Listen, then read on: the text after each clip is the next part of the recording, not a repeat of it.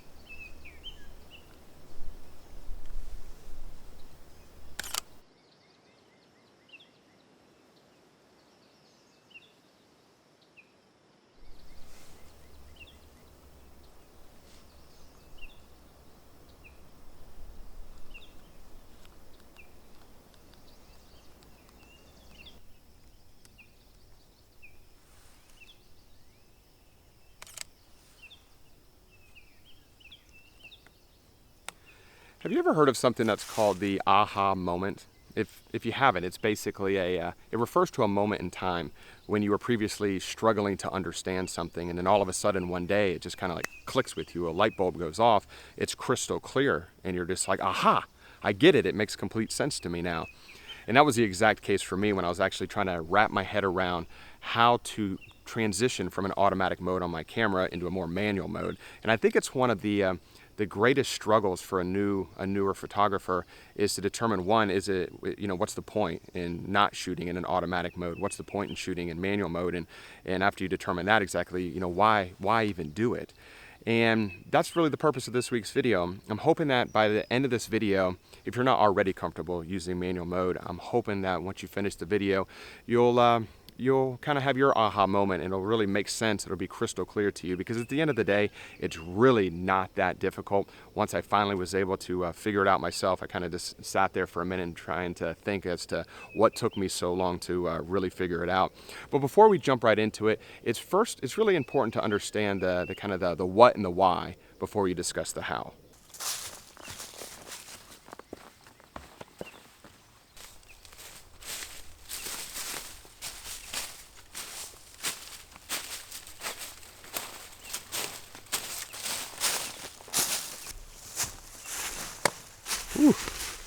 It's starting to get a little warm out here. So what is manual mode, and why do we care about it? Why should we care about it? So manual mode, it's basically a mode that enables you to make changes to your aperture, your shutter speed, and your ISO all independently from one another, which basically means you have control over all three settings. And why does this matter? What's the point of it? Why do we want to shoot in manual mode? And it basically gives you greater creative control, kind of like creative freedom over your camera. You have more creative control with your aperture. You can get creative with your exposure levels. Maybe you don't want to have that perfectly exposed or well-balanced image. Maybe you're looking for a dark image, a more dramatic photograph, and you purposely want to underexpose that photograph. You can also have, it gives you additional creative control over shutter speed as well. So you can show motion. And in landscape photography, that motion typically means things like moving water or moving clouds in the sky. And using manual mode enables you to make changes to your shutter speed without having to make changes to your aperture and ISO as well.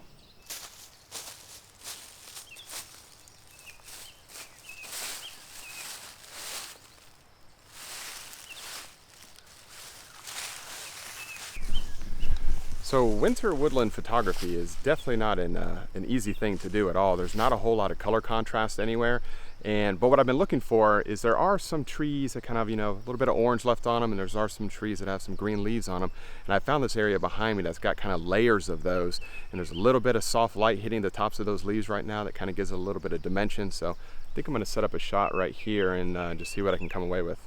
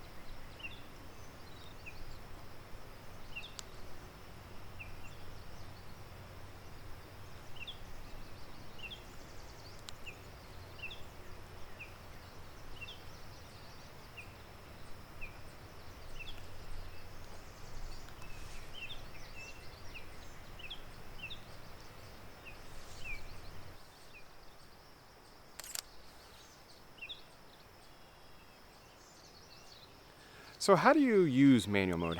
Exactly do you use it? How do you understand it? And this is the way that this was my aha moment. This is what really made it click for me. And the first thing you want to do is identify where your light meter is. And it should be in two places on your camera. It'll more than likely be, if you look through the viewfinder, towards the bottom of your viewfinder, or it could be on the back of your LCD screen. But it'll look like basically a line of numbers, starting with negative numbers on the left and ending with positive numbers on the right. So an example would be -3, -2, -1, 0, +1, +2, +3. So that's exactly what it would look like. You definitely want to find out where that is first. And I forgot to mention this earlier, but this exercise can actually be done anywhere. You don't have to be outside. You could do it inside your house. You could do it in your backyard. All you need is a camera. You really don't even need a tripod. It's nice to have a tripod just so you don't actually have to hold the camera, but literally all you need is a camera and somewhere to put it.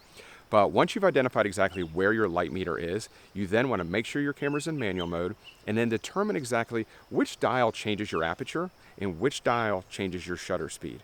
And once you've determined that, you want to stare at your light meter, whether it's through your viewfinder on the back of your LCD, you want to be able to see it, and then start to make aperture changes. And you should see a little indicator. A lot of times it's an upside down triangle that's moving left and right over your light meter as you roll the aperture dial back and forth. And if you don't see it, just keep rolling your aperture far to the left and then far to the right.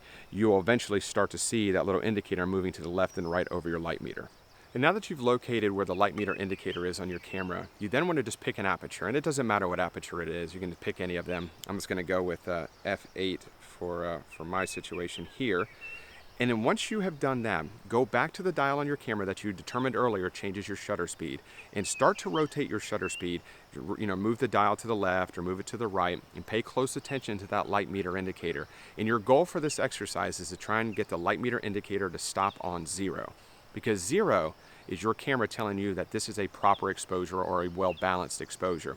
So just keep moving that shutter speed to the left and to the right and just try and get it to stop at 0. And once you've done that, whatever the aperture settings are on your camera at that time and whatever the shutter speed setting is at that time, that is a proper exposure according to your camera, and you just did the entire thing using manual mode. Now we're going to do a very similar example, but it's going to be in the opposite direction. So go ahead and just mess up your settings, pick some random shutter speed and some random aperture setting, and make sure that you know where your ISO dial is. So whatever dial or whatever knob on your camera changes ISO, just make sure you know where that is.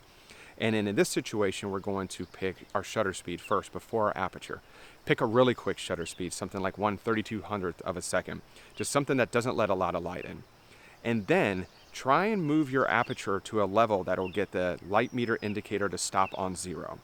And you might find that no matter where you move your aperture level, you can't get that light meter to stop on 0. Because, maybe you're shooting with an f4 and you're using f4, and that's the widest your lens will open. This lens here is an f2.8, and I've got it set on f2.8, and my light meter is still indicating something over the negative numbers, which means that my camera is telling me that the scene is underexposed. And this is where ISO comes in.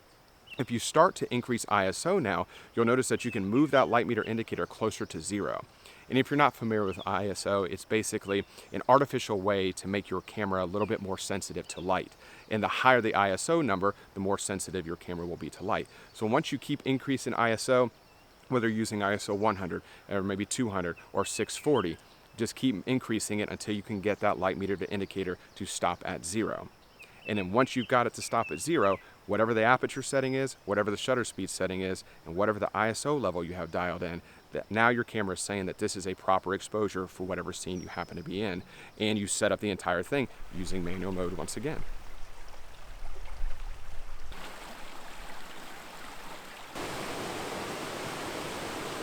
So I came down here to the edge of this riverbank because this is a good real-life scenario of the creative control that manual mode provides. Because in this situation, using manual mode will enable me to slow my shutter speed down in order to show motion in a moving river behind me, or in front of me. And at the same time, it's not going to impact my aperture. So what I'm going to do is I'm going to take a couple images using the automatic modes on my camera, and then a couple more images using the manual mode on my camera using various settings. I'm going to take both of those images back to the house and then kind of compare the two.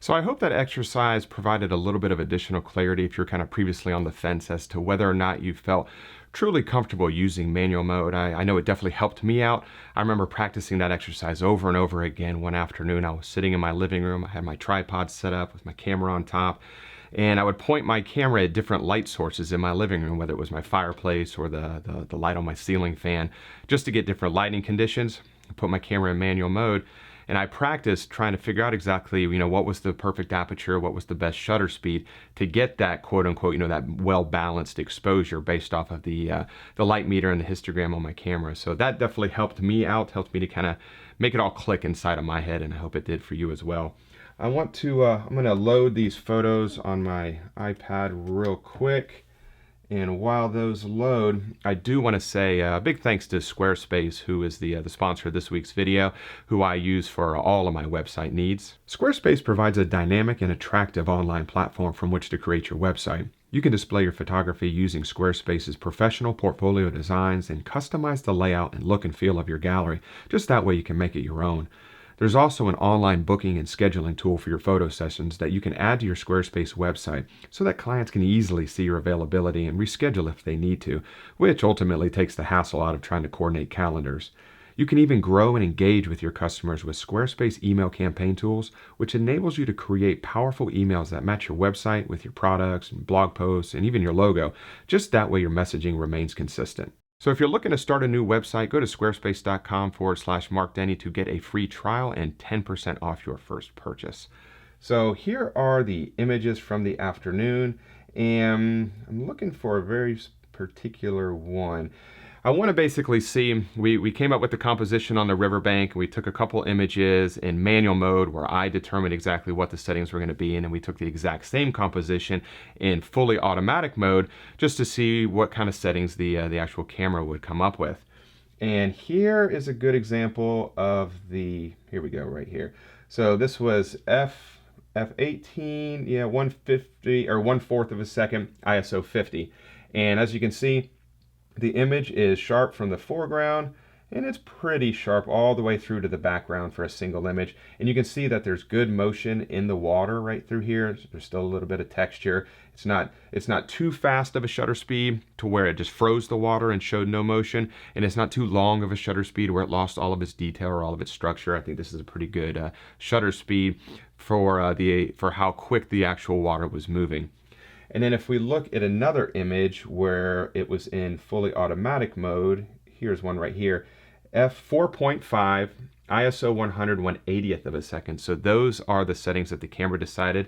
And as you can see, the foreground is still sharp, but since it selected 4.5 for the aperture, you can see how the focus completely fell off very quickly, and there's no motion in the water at all. It's not even in focus. And this is just a really good example of the benefits of using manual mode, the creative control that you can have over your camera when you use manual mode, because your camera can't tell what it's looking at. All it's doing is just measuring the amount of light that it sees in the situation. So when you put it in automatic mode, it has no idea what your creative vision is for that photograph. It's literally just trying to create a balanced exposure. And as you can see in this situation, the difference between the image that was in fully automatic mode and the image that was in manual mode, where I actually selected the settings, is completely different. Here we go. And I think this is a very good, I think this might be the best of the bunch. Not the greatest photos, but a very good example of the differences. So I do hope this week's video was helpful, and I hope you enjoyed it. And as always, if you have any questions, please leave those in the comment section below, and I guarantee I will get back in touch with you. And if you enjoyed this week's video, if you could give it that thumbs up and subscribe to the channel if you're not subscribed already. And as always, I really do appreciate you watching this week's video, and I'll see you next week.